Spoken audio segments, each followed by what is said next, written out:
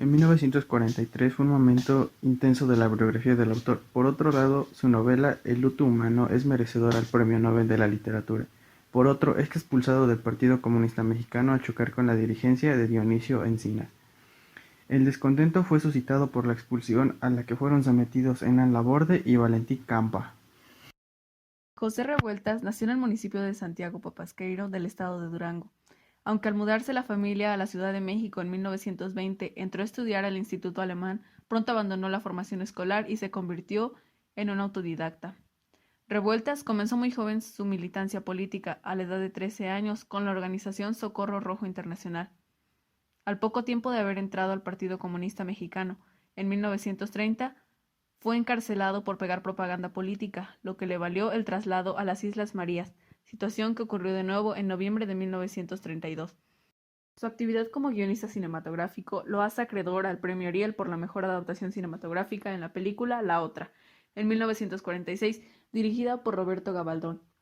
Así también ganó el mismo premio de Ariel junto con Roberto Gabaldón y Mauricio Magdaleno con la película El niño y la niebla, en 1953. El autor dejó muchos materiales, la adaptación de casi 35 películas y varias teorizaciones que se pueden encontrar en su obra El conocimiento cinematográfico. En 1948 ingresa a las filas del Partido Popular, publica en 1949 Los días terrenales y en 1950 estrena la pieza dramática El cuadrante de la soledad. Dos trabajos que serán severamente criticados por la izquierda comunista. En sus obras se puede ver un tema que cruzará la reflexión de la obra de Revueltas, el problema de la enajenación en sus distintas dimensiones. Cabe señalar que Revueltas abre con todo ello una veta de discusiones del marxismo mexicano, derivada del conocimiento que tuvo de una obra fundamental para el marxismo del siglo XX. Su trayectoria como literario sigue sin consolidarse en el medio nacional. A pesar de recibir el premio Javier Villarrutia en 1967, se realiza la primera recopilación de sus obras completas, y participa como jurado en el premio Casa de las Américas en Cuba en 1968. Este último año se vuelve crucial en la vida de Revueltas, pues retoma su actividad política a través del movimiento estudiantil de 1968.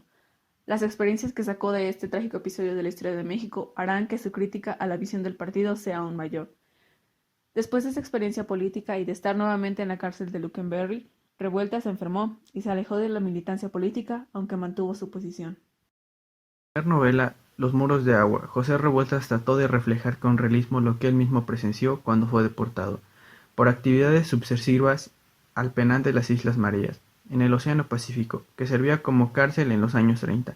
En la novela, 5 personas, entre ellas una persona, son deportadas a esas islas, una cárcel con muros, no de piedra, sino de agua. Junto a estos personajes políticos vemos a otros seres marginales, que siempre interesaron a Revueltas y fueron personajes de toda su obra. A propósito de los muros de agua, fue escrita en 1940 y publicada en el año siguiente gracias a una suscripción familiar con la que se pudo hacer frente a los gastos de la impresión.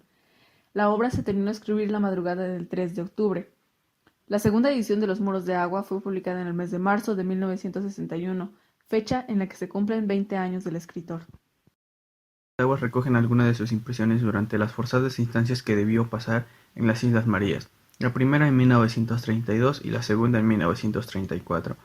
La clandestinidad en el que el Partido Comunista estaba condenado por aquellos años nos colocaba a los militantes comunistas en el diario riesgo de caer presos y ser deportados al penal del Pacífico. Finalmente, el escritor y guionista mexicano José Maximiliano Revueltas Sánchez falleció el 14 de abril de 1976, 5 años después de haber sido liberado de la prisión de Luckenberry, a la edad de 62 años, por múltiples padecimientos entre los que destacan infarto, derrame cerebral y pancreatitis.